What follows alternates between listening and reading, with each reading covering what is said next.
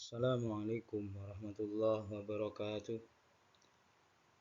Alhamdulillah, anak-anakku, kita bisa berjumpa kembali di pelajaran sejarah kebudayaan Islam kelas 5. Perkenalkan, saya Muhammad Zubaidi, guru kelas 5, guru Mapel SKI MI Tarbiyatul Islamiyah Winong, Kabupaten Pati, Jawa Tengah. Anak-anakku yang berbahagia, mari kita mulai pertemuan kali ini dengan berdoa bersama. Semoga dengan niat thalabul ilmi kita semua bisa mendapatkan ridho Allah. Berdoa mulai. Bismillahirrahmanirrahim. Raditu billahi rabba wa bil islami dina wa bi Muhammadin nabiyyan wa rasula. Rabbi zidni ilma warzuqni fahma. Amin ya rabbal alamin.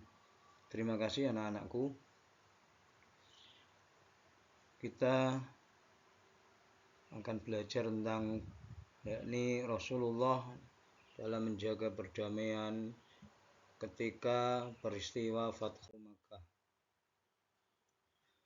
Rasulullah pada peristiwa Fathu Makkah tersebut memaafkan penduduk Makkah, di mana Rasulullah dan para sahabatnya yang berjumlah sekitar 10.000 pasukan berhasil memasuki kota Mekah dengan aman. Dalam melakukan pembenahan di kota Mekah, Rasulullah bersikap santun dan bijaksana, tidak ada paksaan dan kekerasan. Hal yang ditunjukkan Rasulullah yaitu pertama, memberikan maaf atau amnesti kepada penduduk kota Makkah yang selama ini memusuhi Islam. Yang berikutnya, Rasulullah membersihkan Ka'bah dari gambar dan berhala-berhala. Rasulullah menyampaikan dakwah dengan damai tanpa ada paksaan untuk orang-orang Mekah. Rasulullah dalam membersihkan Ka'bah dan berhala dari berhala dan gambar-gambar sebagai kiblat orang Islam. Ternyata Ka'bah dipenuhi dengan 360 berhala. Dalam hal ini Rasulullah sendiri juga ikut melakukan pembersihan dalam Ka'bah dan di sekitar Ka'bah dengan membaca surah Al-Isra ayat 81. Wa qul ja'al haqqu wa zahaqal batil innal batila kana zahuqa. Dan katakanlah, yang benar telah datang dan yang batil telah lenyap. Sungguh yang batil itu adalah sesuatu yang pasti lenyap. Surah Al-Isra ayat 81. Anak-anakku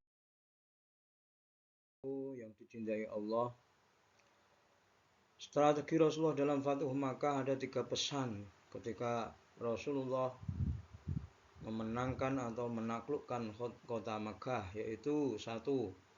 Tidak boleh membunuh kaum kafir Quraisy apabila tidak melawan. Tidak boleh merampas senjata kecuali yang dipakai untuk menyerang, dan membersihkan Ka'bah dari berhala dan gambar-gambar yang tidak sesuai dengan syariat Islam.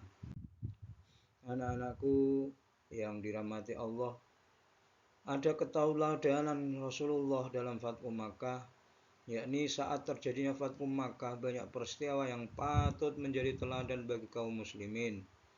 Sikap Rasulullah menerima kesepakatan Hudaybiyah, ditugaskannya Abu Sufyan sebagai duta keamanan, menunjukkan bahwa untuk menyelesaikan suatu pertikaian atau permasalahan antar pihak diperlukan sebuah hubungan diplomasi bermusyawarah. Siasat yang dilakukan Rasulullah dalam mengatur pasukan menjadi 4 kubu, 4 pasukan, menjadi sebuah contoh bahwa untuk meraih kemenangan diperlukan strategi yang jitu, strategi yang matang, yang pas sesuai dengan tujuan dan daerah. Hancurnya ratusan berhala yang telah lama bercongkol di sekeliling Ka'bah menunjukkan bahwa suatu kebenaran pasti datang dan kebatilan pasti akan sirna. Hal ini harus dapat menjadi motivasi bagi pelaku perjuangan kebenaran dan dapat kita ambil sekarang ini. Kita bisa mencontoh, mentauladani itu semua. Apa-apa yang telah dilakukan Rasulullah dari kesabaran, pemaaf, dan tidak sombong.